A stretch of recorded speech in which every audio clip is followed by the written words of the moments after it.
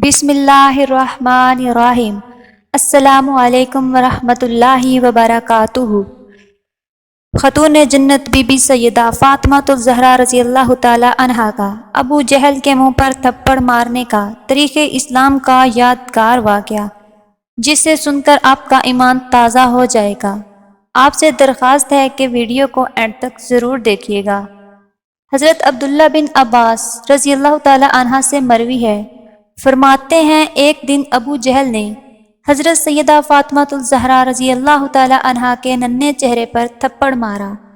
آپ رضی اللہ تعالی عنہا نے اس کی شکایت حضور نبی کریم صلی اللہ علیہ وآلہ وسلم سے کی۔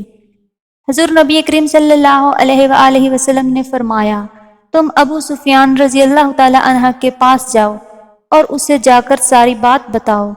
حضرت سیدہ فاطمہ الزہرا رضی اللہ تعالی عنہا ابو سفیان رضی اللہ تعالی عنہ کے پاس گئیں اور انہیں سارا واقعہ بتایا۔ ابو سفیان رضی اللہ تعالی عنہ نے آپ رضی اللہ تعالی عنہ کو ساتھ لیا اور ابو جہل کے پاس پہنچے اور آپ رضی اللہ تعالی عنہ سے وہاں جا کر فرمایا، جس طرح اس نے تمہارے منہ پر تھپڑ مارا ہے تم بھی اس کے منہ پر ویسے ہی تھپڑ مارو۔